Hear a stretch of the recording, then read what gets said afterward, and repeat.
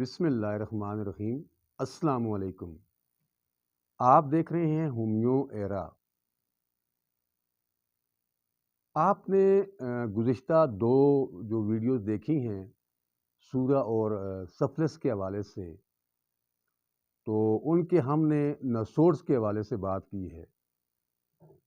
آج کا جو ہمارا میازم ہے وہ ہے سائیکوسس، اور سائیکوسس کے حوالے سے جو ہم آج بات کریں گے، ہم تھوجا کی بات کریں گے۔ اب تھوجا ایک نسوڑ تو نہیں ہے، لیکن میں یہ سمجھتا ہوں کہ یہ نسوڑ سے کم بھی نہیں ہے۔ خاصیت اس کی یا جو اس کی جو ماہیت ہے یا جو اس کی کریکٹرسٹک ہیں وہ کسی صورت میں بھی میازم سے کم نہیں ہے۔ تو آج ہم اس کو دیکھتے ہیں کہ تھوجا ہے کیا ہے۔ تھوجا بیسیکلی پلانٹ کنگڈم سے اس کا تعلق ہے، سدا بہار پودا ہے جسے ہم عام اپنی زبان میں سرو بھی کہتے ہیں، اور یہ دوائی اس سے تیار کی جاتی ہے، اور اس کی جو پروونگ ہے وہ خود بانی ہومیوپیتھ ڈاکٹر ہانیمن صاحب نے اپنے ہاتھ سے اسے پروو کیا، اور بعد میں بھی اس پہ بہت زیادہ کام ہوتا رہا۔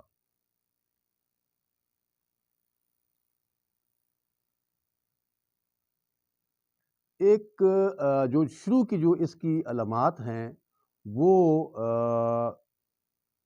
کوئی 600 کے قریب اس کی جو علامات ہیں، 600 سے زائد اس کی علامات کا جو ذکر ہے وہ ہانیمان صاحب نے اپنے جو پہلے بیان میں ہے یا ان کا جو پہلا پروونگ ہے اس میں کیا ہے، اور اس کے بعد پھر اس میں بہت زیادہ کام ہوا، اور ڈاکٹر ایلن نے تقریباً اپنے انسائکلوپیڈیا میں 3370 علامات سے زائد کا اندراج دکھایا ہے۔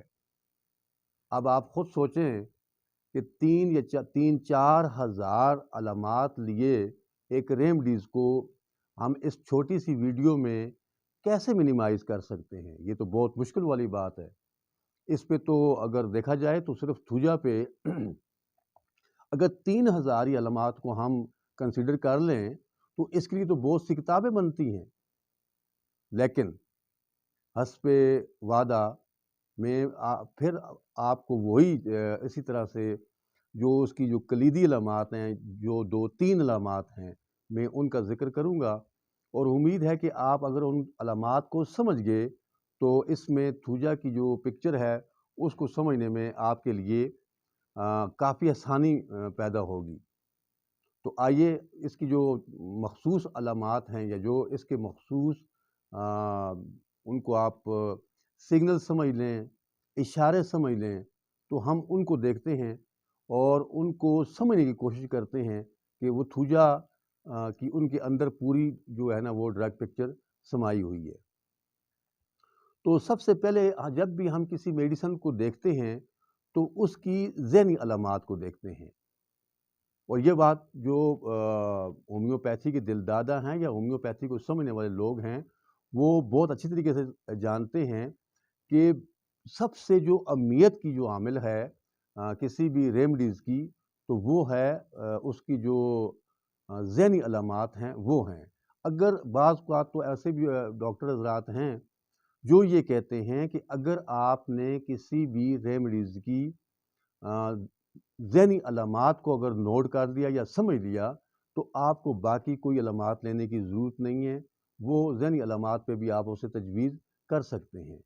تو آئیے ہم اس کے ذہن کو دیکھتے ہیں کہ سائیکوٹک مریض کا ذہن کس طرح کا ہوتا ہے۔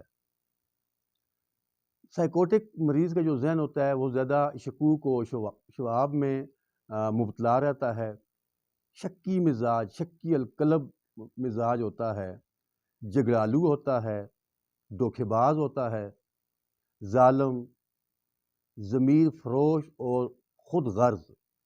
یہ اس کی ایک بڑی اہم علامت ہے کہ وہ ضمیر فروش بھی ہے اور خود غرض بھی ہے، وہ خود غرضی کی وجہ سے اپنے ضمیر کا سودا بھی کر دیتا ہے، پرانی یادوں میں گم رہتا ہے،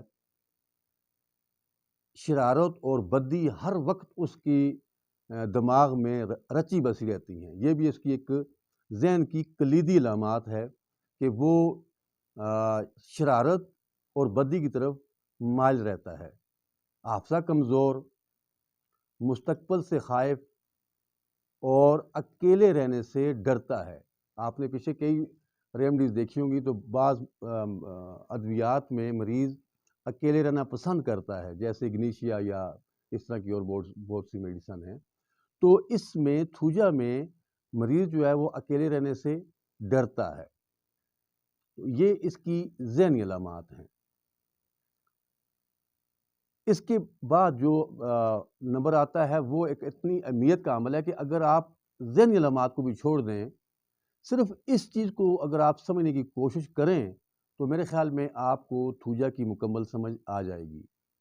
وہ ہے گومر اور مسے، واٹس۔ اس میں کوئی شک نہیں کہ تھوجا جلد پر مسے اور گھومر پیدا کرتا ہے۔ اس کا ایک ثبوت ہمیں ابتدائی ہومیوپیتھی سے ہی ملتا ہے۔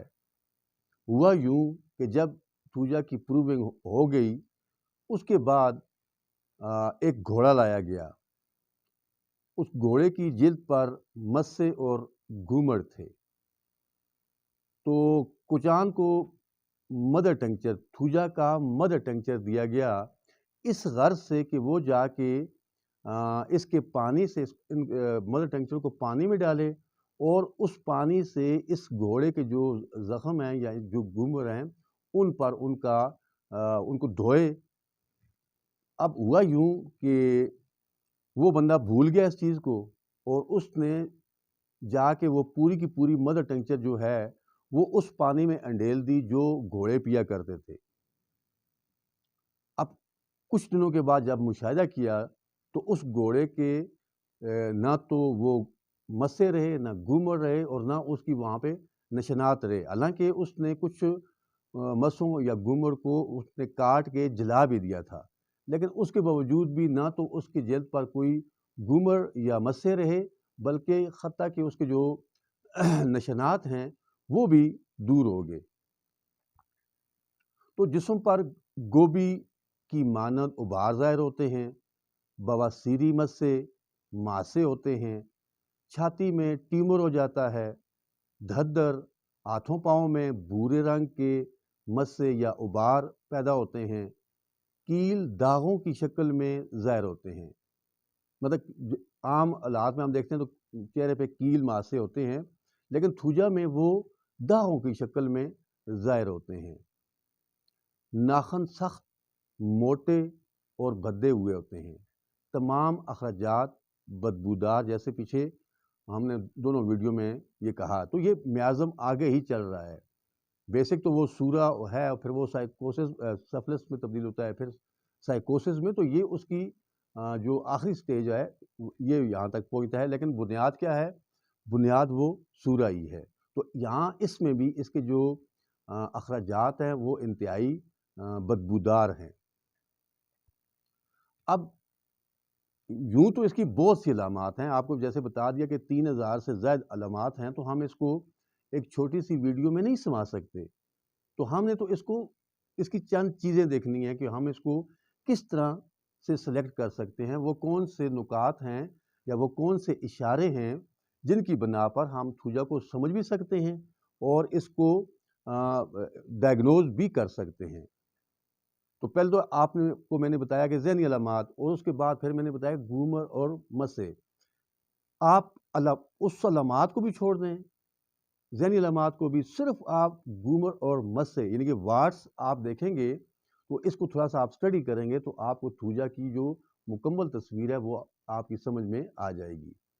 تو اب ہم اس کی موڈیلٹیز، کیونکہ ہومیوپیتھک میں کسی بھی دعا کو سمجھنے کے لیے اس کی جو کمی پیشی ہے، اتار چڑھاؤ ہے، وہ بڑی ہی اہمیت کا حامل ہے، یہ بات یاد رکھیں۔ اور بعض میرے کئی ایسے دوست ہیں جو صرف اس اتار چڑھاؤ پہ کہ ریمیڈیز کی جو علامات ہیں وہ کب شروع ہوتی ہیں، کب ختم ہوتی ہیں، ان کا وقت کیا ہوتا ہے، تو وہ اس موڈیلٹیز کو دیکھ کر سلیکشن کرتے ہیں اور ان کو بڑے اچھے رزلٹ ملتے ہیں۔ تو تھوجا میں موسم کی تبدیلی کی وجہ سے علامات میں اضافہ ہوتا ہے، خصوصاً آندھی یا طوفان کے آنے سے پہلے۔ شام یا صبح کے وقت دردوں میں اضافہ ہوتا ہے، گوشت کھانے سے علامات میں اضافہ ہو جاتا ہے، حرکت سے تکلیف میں افاقہ ہوتا ہے۔ یا پیچھے ہم نے ریمیڈیز میں پڑھا تھا کہ حرکت کرنے سے تکلیف بڑھ جاتی ہے، لیکن تھوجا میں یہ ہوتا ہے کہ حرکت کرنے سے جو اس کی تکلیفات ہوتی ہیں ان میں افاقہ ہوتا ہے۔ اچھا، تمام قسم کے جو اخراج ہیں ان کے اخراج سے سکون ملتا ہے، جیسے لیکسز میں ہوتا ہے کہ جیسے اخراج جسم سے اخراج ہو گیا تو اس کے بعد تکلیفات میں جو ہے وہ کمی آ جاتی ہے، اضافہ افاقہ ہو جاتا ہے۔ خشک موسم میں بھی سکون ملتا ہے۔ اس کے برعکس مرطوب موسم میں یا آندھی کے وقت یا بارش کے وقت تکلیفات میں اضافہ ہو جاتا ہے۔ اچھا، میں نے اس سے پہلے ہومیو ایرا پہ ایک ویڈیو بنائی تھی کہ کچھ لوگ کہتے ہیں کہ ہومیوپیتھک ادویات کے سائیڈ ایفیکٹس نہیں ہیں۔ میں پوائزن بیس پہ یا منرل بیس پہ تو بات نہیں کرتا، میں آج پلانٹ کنگڈم کے حوالے سے آپ کو بات کرتا ہوں کہ تھوجا کو سمجھنا اتنا آسان بھی نہیں ہے، یا تھوجا کا استعمال کروانا اتنا آسان نہیں ہے۔ میں آپ کو یہاں پہ 2 چیزیں دیتا ہوں، آپ ان کو کتابوں میں ریسرچ کریں، آپ کے پاس نیٹ ہے، گوگل پہ جائیں، وہاں پہ ریسرچ کریں۔